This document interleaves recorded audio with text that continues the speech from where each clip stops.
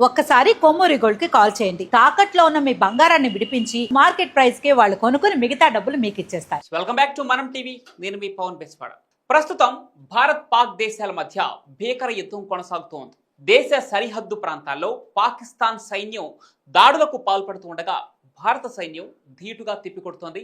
పాకిస్తాన్ కు ముచ్చెమటలు పట్టిస్తోంది. ఆపరేషన్ సింధూర్లో భాగంగా కేవలం ఉగ్రవాద స్థావరాలపై మాత్రమే భారత్ దాడి చేసింది.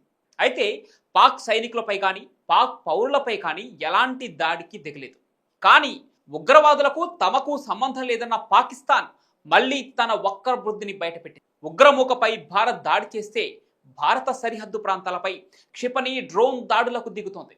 ఈ క్రమంలోనే జమ్మూ కాశ్మీర్లో పాక్ జరిపిన దాడిలో ఒక తెలుగు జవాన్ వీరమరణం పొందాడు.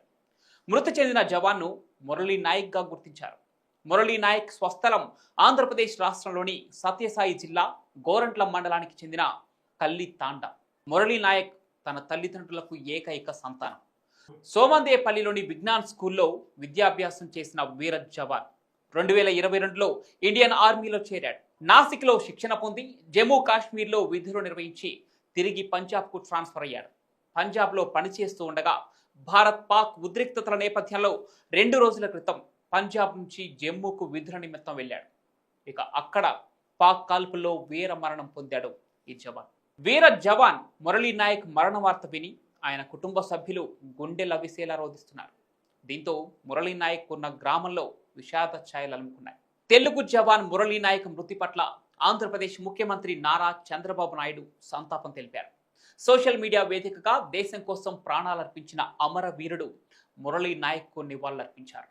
ఆయన కుటుంబ సభ్యులకు తన ప్రగాఢ సానుభూతిని తెలియజేస్తున్నానంటూ సీఎం ట్వీట్ చేశారు. మంత్రి లోకేష్ కూడా మురళీ నాయక్ చూపిన ధైర్య సాహసాలు రాష్ట్రానికే గర్వకారణమంటూ మురళీ నాయక్ పార్థివ దేహానికి రాష్ట్ర ప్రభుత్వ అధికారిక లాంఛనాలతో అంత్యక్రియలు జరిపిస్తామని, ఆయన కుటుంబానికి అన్ని విధాలా అండగా నిలుస్తామంటూ భరోసా కల్పించారు.